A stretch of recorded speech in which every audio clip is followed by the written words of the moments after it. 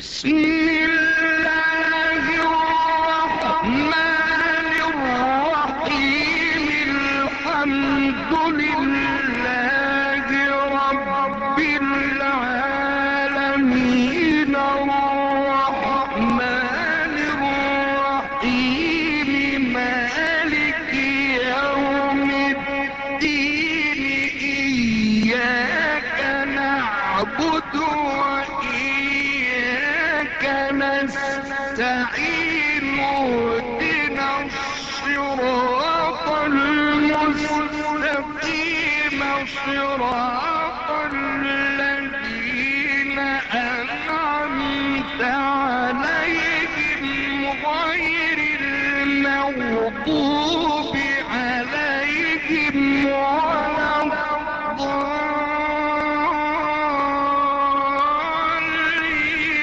بسم الله الرحمن الرحيم. ألف لام ميم.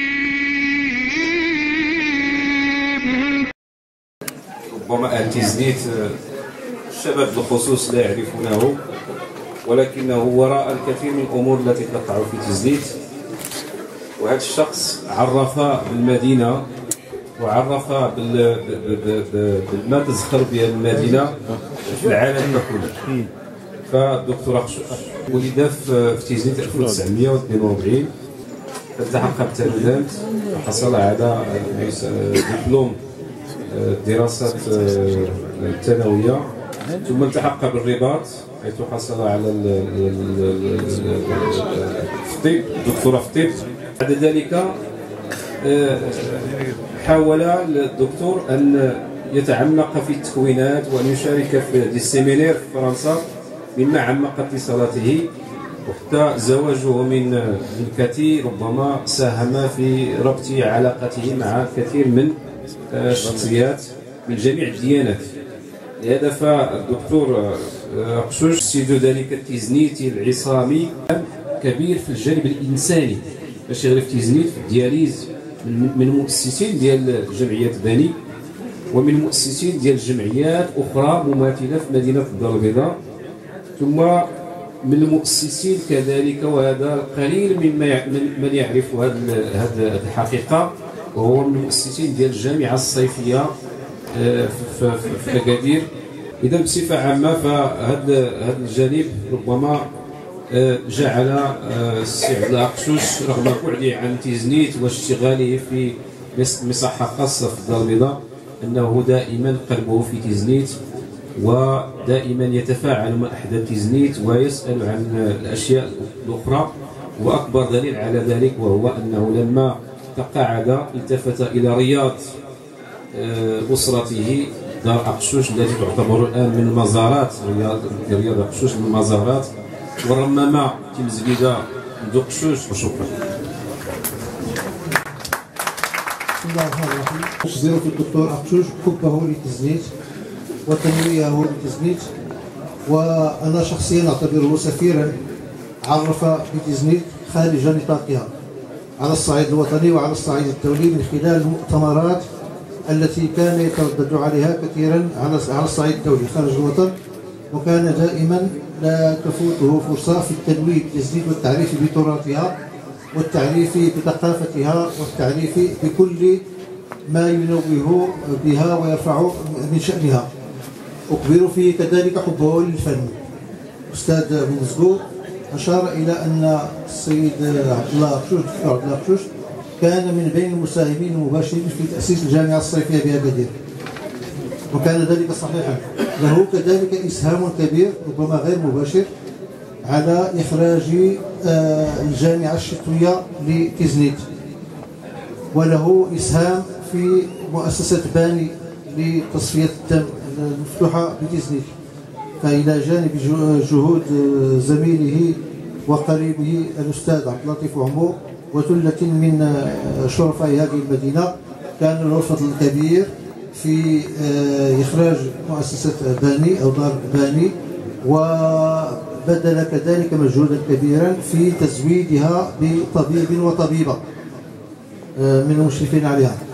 أتذكر له كذلك ولعه بالفن، فهو يشكل ذاكرة للتزنيت، له مجموعة من النتاج الغنائي للروايس ديال التزنيت والرويسات ديال التزنيت. استطيع ان اقول ان له متحف، ولا اظن انه قد يدخل به على الرياض الذي فتحه لذاكره التزنيت. لعب دورا كبيرا في الرفع بمهنه الطب، تخصص امراض نسائيه وتوليد في الدار البيضاء، واصبح كنارا على علم، وكان لا يستريح، كان يواصل الليل بالنهار في نشاطه في حق الطب وفي نطاق اختصاصه في جميع مستشفيات الدار البيضاء لسنوات قبل ان يفتح العياده الخاصه به، والتي عرفت والتي اصبحت قبله لكل من يعاني من الحالات الخطيره فيما له علاقه بامراض النساء والتوليد. اكبر في اذن الروح الوطنيه بصفه عامه وروح هذه المدينه بصفه خاصه، ولا دل على ذلك من الخدمات التي ضاعف منها بعد احالته على التقاعد.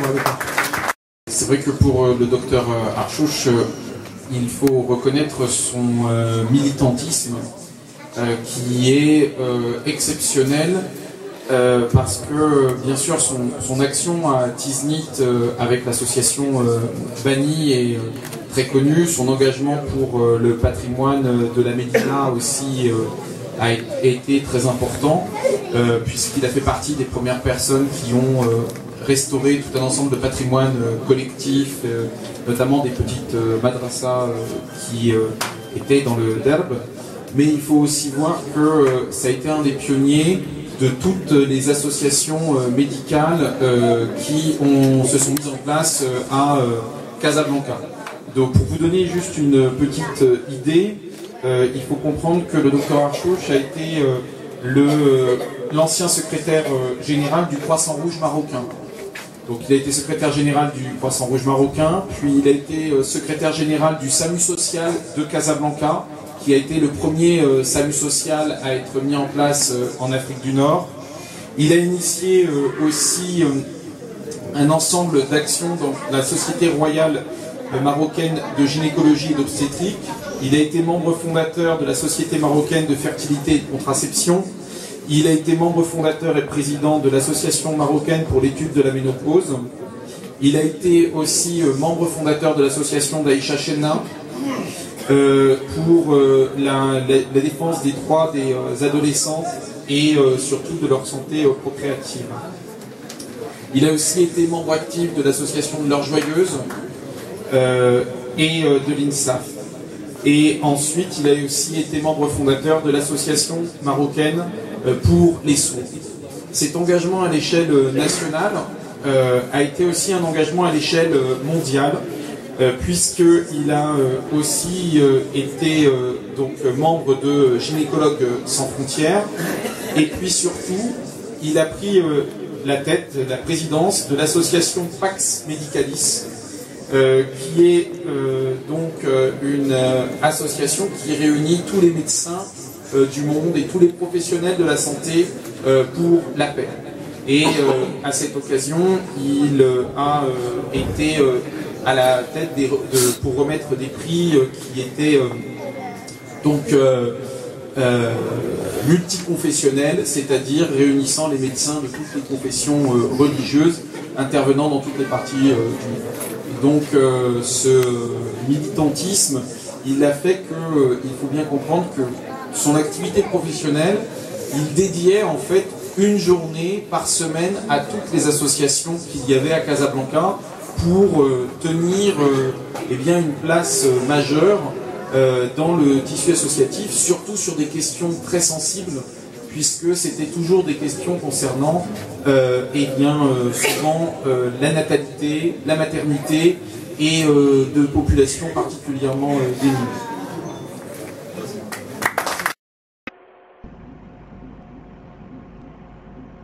بسم الله الرحمن